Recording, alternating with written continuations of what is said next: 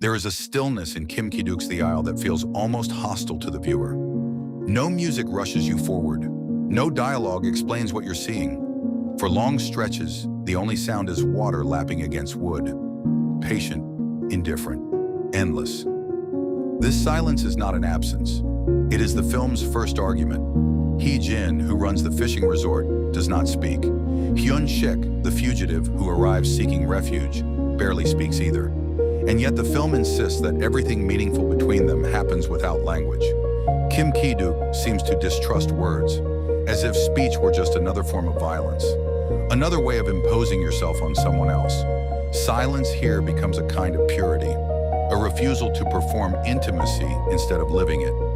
The setting itself makes an argument too. Tiny floating houseboats scattered across a still lake, tethered to nothing and going nowhere. This is the film's central image. Water is both womb and cage. It sustains life. The fish, the resort, the fragile relationship forming between two broken people. And at the same time, it traps everyone inside it. Nobody on this lake is going anywhere. They only drift. And this is where the film becomes quietly existential. Freedom in the Isle is not about movement. These characters can row anywhere they like across the water, and yet none of them are free, because none of them have anywhere to go and nothing to move toward. Freedom, Ki-duk suggests, was never about the ability to leave. It was always about the presence of a real choice, and these characters have none. Then comes the film's most disturbing motif. The fish hooks, swallowed, embedded, torn from flesh. It would be easy to read this only as shock, as provocation. But philosophically, something else is happening. The pain in this film is never punishment, it is proof.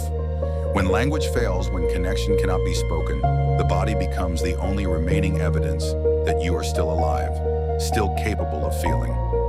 It echoes an old philosophical intuition that at the furthest edge of sensation, pain and desire begin to look identical. Not because suffering is desirable, but because in a world without words, extremity is the only language left. This blurring extends everywhere in the film. The same hands that harm are the hands that comfort. The same gesture that wounds is the gesture that heals. This is perhaps Ki-duk's most controversial instinct as a filmmaker, but it is also his most consistent philosophical claim that cruelty and tenderness are not opposites. They come from the same root, the root of wanting to possess another person completely, to hold them so tightly that the line between love and violence disappears.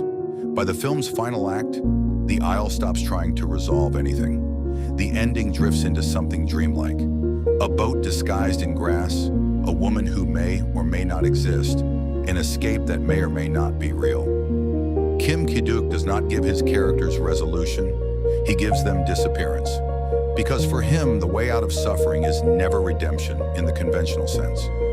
It is transcendence. Not escaping the trap, but dissolving the boundary between the self and the trap altogether. So maybe the real question the Isle is asking isn't whether love can survive cruelty. Maybe it's asking whether the two were ever separate to begin with. If you're here for the cinema, subscribe and help us go further.